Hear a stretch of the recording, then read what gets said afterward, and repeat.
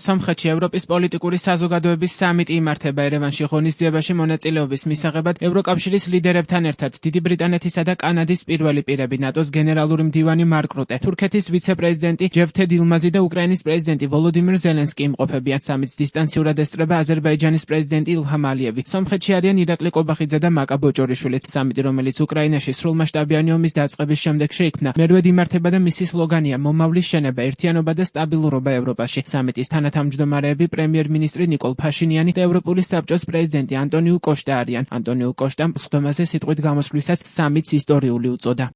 Today's European political community summit is truly historic. დღევანდელი სამიტი მართლაც ისტორიულია. ის ისტორიულია, რადგან პირველად სწორედ აქ სამხრეთ კავკასიაში იკრიბება, რადგან ის სომხეთს ევროპის გულში აქცევს. ზუსტად იქ, სადაც მისი ადგილი არის, მისი ხანგრძლივი და მდიდარი ისტორიის გათვალისწინებით. ეს სამიტი ისტორიულია კიდევ იმიტომ, რომ დღევანდელი სამიტი შესაძლებელი გახდა სომხეთსა და აზერბაიჯანს შორის მიღწეული შეთანხმების შედეგად. ეს შეთანხმება ევროპაში მშვიდობის ისტორია, რომელიც უნდა აღინიშნოს იმ სამყაროში, სადაც ესკალაცია და ომი თითქოს დომინირებს. სწორედ ამიტომ ეს შეთანხმება განსაკუთრებულ მნიშვნელობას ატარებს დღეს ჩვენთვის. Canada is the first non-European. კანადა პირველი არაევროპული ქვეყანა, რომელიც ამ ფორუმს შეუერთდა. ჩვენ ვიზიარებთ ღირებულებებისა და სანდოობის ისტორიას. ჩვენი ისტორიები ერთმანეთშია გადაჯაჭვული. ჩვენი საერთო ღირებულებები ამ საერთო ისტორიიდან იშვა. თავისუფლება, კანონის უზენაესობა, დემოკრატია, პლურალიზმი, ეს აყალიბებს ჩვენს ურთიერთობებს, განსაზღვრავს ჩვენს პრიორიტეტებსა და მიუთითებს ჩვენს საერთო მომავალზე. ჩვენ აქ ვართ თქვენი მოწვევით, თუმცა ჩვენ ასევე ვიმყოფებით მორალური და უსაფრთხოების თვალსაზრისით, რომელიც უკავშირდება ჩვენს პარტნიორობას კავკასიაში, ბალტიისპირეთში, უკრაინასა და მთელს ევროპაში. ასევე ჩვენი პარტნიორობის უზარმაზარი პოტენციალის გამო, რომ შევქმნათ უკეთესი, უფრო აყვავებული, მდგრადი და სამართლიანი სამყარო ჩვენი მოქალაქეებისთვის. ღრმად ვარ დარწმუნებული, რომ საერთაშორისო წესრიგი ხელახლა აშენდება, მაგრამ აშენდება ევროპიდან. ამიტომ ძალიან ვაფასებ ამ მოწვევის სიმბოლურ მნიშვნელობას.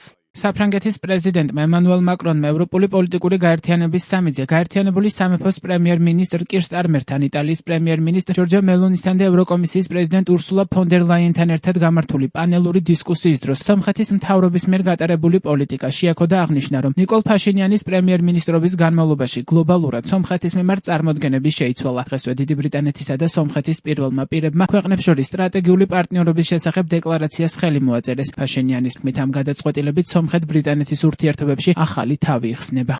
საქმე, რომელსაც ნიკოლი ბოლო რამდენიმე წელია სომხეთში აკეთებს, ძალიან შთამბეჭდავია. 8 წლის წინ აქ არავინ ჩამოვიდოდა. ძალიან ბევრი პირველი ვიზიტი გაქვთ ქვეყანაში, კარგი სიგნალია. იმიტომ, რომ 8 წლის წინ ამ ქვეყანას სხვები ხედავდნენ როგორც რუსეთის დე-ფაქტო სატელიტი. ნიკოლმა მოაწყო ხავერდოვანი რევოლუცია და გადაწყვიტა თავისი ქვეყანა რუსეთთან მომავალი რისკისაგან გაეთავისუფლებინა. ამის გამო მას ჯერაც ყოველდღიურად ესხმიან თავს. ის ფაქტი, რომ მან გადაწყვიტა როგორც მშვიდობა, ასევე ევროპა, ძალიან ძლიერი სიგნალია.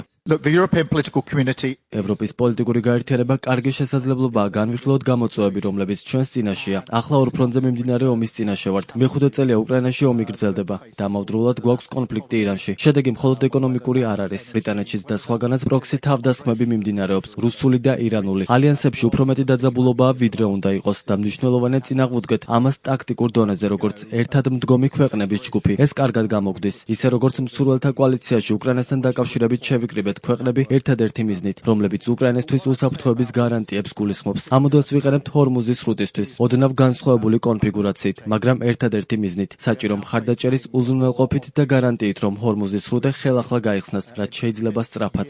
თავის მხრივ სომხეთის პრემიერ-მინისტრმა ნიკოლ ფაშინიანმა სომხეთ-აზერბაიჯანის ურთიერთობებზე, რეგიონული კომუნიკაციების განბლოკვასა და საერთაშორისო მშვიდობის პერსპექტივებზე ისაუბრა. მშვიდობის მნიშვნელობაზე გააკეთა აქცენტი ილჰამ ალიევმაც.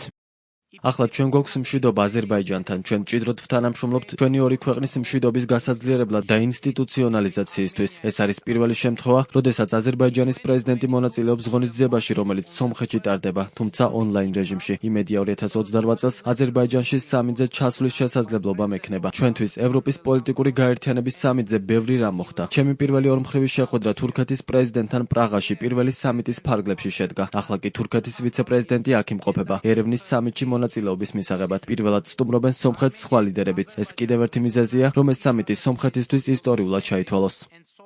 მინდა მადლობა გადაუხადო პრეზიდენტ ანტონიუ კოშტას, რომ მომიწვია სიტყვით გამოსულიყავი მისი აზერბაიჯანში ვიზიტის დროს განვიხილეთ ჩემი მონაწილეობა სამიტში და შევთანხმდით, რომ ვიდეო ფორმატში შემოვუერთდებოდი. ასევე მინდა აუდიტორიას ვაცნობო, რომ 1 წლის წინ ტირანაში შეხვედრისას პრეზიდენტმა კოშტამ და პრეზიდენტმა ფონ დერ ლაიენმა კითხეს, რას ვფიქრობდი სამიტის სომხეთში ორგანიზების შესახებ. მე მხარი დავუჭირი ამიდიას და ვთხოვე, რომ დაბალანსებული მიდგომის შესანარჩუნებლად მომდევნო სამიტებიდან ერთ-ერთი აზერბაიჯანში ჩავატაროთ. ეს წინადადება მიღებულია. ვიწვევ ევროპის პოლიტიკური გაერთიანების წევრებს აზერბაიჯანში 2028 წლის მაისში. სხვათა შორის ჩვენს კანდიდატობა სომხეთმაც დაუჭირა მხარი და ეს არის მკაფიო ნიშანი, რომ მშვიდობა სომხეთსა და აზერბაიჯანს შორის რეალობაა.